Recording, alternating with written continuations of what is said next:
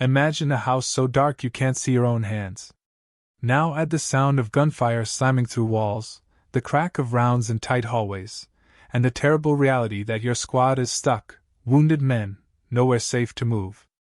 And then, instead of backing out, one soldier steps forward and goes in alone. That soldier was David G. Bellavia. And what he did during the Battle of Fallujah became one of the most vivid examples of close-quarters courage in modern American warfare. Before we get to that house in Iraq, it's worth asking a simple question: where does that kind of courage come from? Because Bellavia wasn't raised in some mythical world where people are born fearless. He was an ordinary kid from western New York, born in Buffalo and raised in nearby Cheektowaga. Working-class roots, a tight community, and the kind of upbringing where loyalty and personal responsibility actually means something. As a young man, Bellavia was drawn to challenge. He played sports, wrestled, and gravitated toward history and storytelling, trying to understand how people endure pressure, and what they're capable of when the moment demands everything. Like a lot of young adults, he was searching for purpose. Not a vague idea of it, but the real thing, a mission, a team, something bigger than himself. That search eventually led him into the United States Army. He enlisted in the late 1990s and grew into the role of a non-commissioned officer, the kind of leader who lives in the space between orders and reality. Because being an NCO isn't just about being tough. It's about being responsible for people. It's about making decisions that keep your soldiers alive. By the time the Iraq War was underway, Bellavia was a staff sergeant in 2nd Battalion, 2nd Infantry Regiment, 1st Infantry Division, the Big Red One. And in 2004, his unit was sent into one of the harshest environments a soldier can face, dense urban combat, where the enemy can be behind any door, above any stairwell, or on the other side of a wall. November 2004 brought the Second Battle of Fallujah, and Fallujah was no ordinary city fight. It had become a fortified insurgent stronghold, booby-trapped, defended block by block, with fighters preparing positions inside homes and buildings. This wasn't combat from hundreds of yards away. This was measured in feet.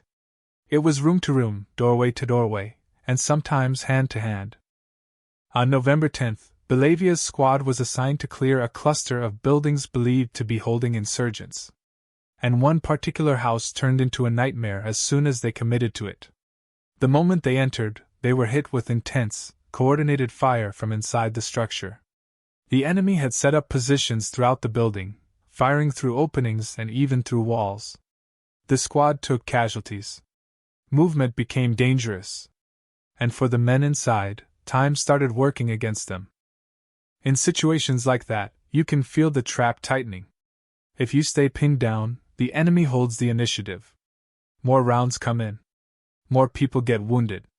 And eventually, if nothing changes, you're not just stuck, you're being defeated in place. Bellavia recognized that quickly. And here's the moment where everything shifts. He understood that if they didn't break the enemy's momentum, his men could be killed right there, in that house. So he made a decision that still feels almost impossible to imagine. He volunteered to move forward alone, to draw the enemy's focus, and to eliminate the threat at the source. He went in armed with his rifle, grenades, and a pistol, walking into darkness where the enemy already had the advantage. Inside, the fight became the kind of close-quarters combat that leaves no room for hesitation. He moved through rooms under continuous fire. Rounds tore through plaster and walls at close range. The house wasn't just a building anymore. It was a maze of angles and shadows where every step could be the last one. In one room, he encountered multiple insurgents. He fought through it with his weapon and grenades, clearing space by himself.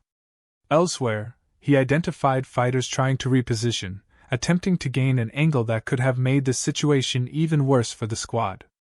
And when he needed to move upward, he took the stairs knowing exactly what that meant, going toward the fire, toward an enemy who had higher ground, and doing it without the comfort of a team stacked behind him. At one point the fighting turned physical, close enough that it became hand-to-hand in the confines of a dark, smoke-choked room. This is the kind of combat most people never see and never want to see, immediate, violent, and personal. Bellavia survived it, and he kept pushing forward. And that's the heart of the story. This wasn't reckless aggression for its own sake. His actions forced the enemy to deal with him. It disrupted their defense, pulled pressure off the rest of the squad, and created the opening his men needed to treat and move the wounded, reorganize, and regain control of the fight. Soldiers later said plainly that what Bellavia did saved lives. Without that push, the squad risked being overwhelmed. When it was over, he came out battered and exhausted, but alive. And what happened next speaks to how the army evaluates extraordinary battlefield actions. At first, Bellavia received the Silver Star, one of the military's highest awards for valor. But as accounts were reviewed, after-action reports, eyewitness testimony, and the full picture of what unfolded inside that house, leaders concluded his actions surpassed even that standard. Years later, the recognition caught up to the reality. On June 25, 2019, David G. Bellavia stood at the White House and received the Medal of Honor, becoming the first living Iraq War veteran to be awarded the nation's highest decoration for valor.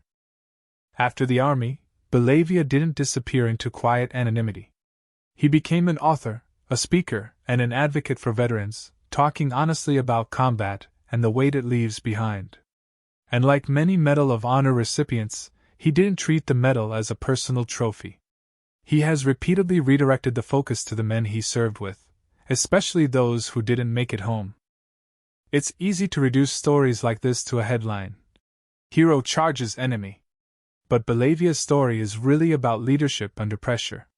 It's about recognizing a moment when waiting is the same as losing. It's about choosing to go forward when everyone around you is pinned down and the situation is collapsing. David G. Bellavia didn't step into that house for glory. He stepped in because his squad needed someone to change the outcome. And that's why his name, and what he did in Fallujah, will be remembered.